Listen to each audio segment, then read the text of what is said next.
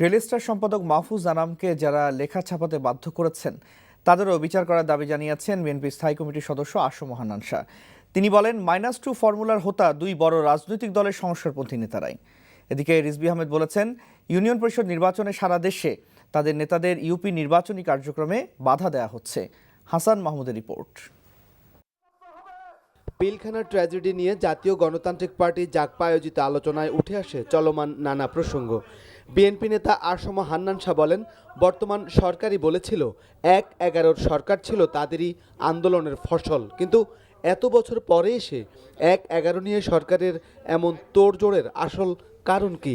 সাংবাদিকদের শাস্তির ভয় দেখিয়ে সরকার কি বোঝাতে চায়, এমন প্রশ্ন হান্নান শাহর। যে উনি আনাম সাহেব এবং অন্যান্যদের বিচার করতে চান, তো এনাম সাহেবের বিচার করবেন। এনাম সাহেবকে ওই কাগজপত্র ওই তথ্য দিয়েছে কারা কারা ওনার হয় মাথায় পিস্তল অথবা পিছনে মেজর সাহেব রেখে বলেছেন এটা ছাপাতে হবে, তাদেরও বিচার করতে হবে, তাদেরও বিচার করতে হবে।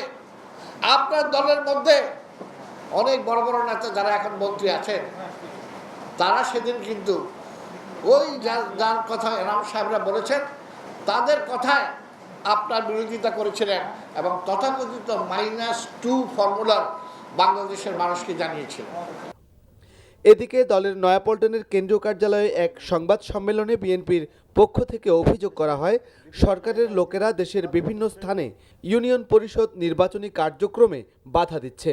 এই যে গণতন্ত্র বিনাশিতার কর্মকাণ্ডগুলো, এই যে জনগণের ভোটাধিকার কেড়ে নেওয়া, এইটার সম্মিলিত ক্ষোভ একদিন প্রচণ্ড আগ্নেয়গিরির মতো এই সরকারের দিকে ধাবিত হবে এবং জনগণের অধিকার পুনঃপ্রতিষ্ঠা হবে।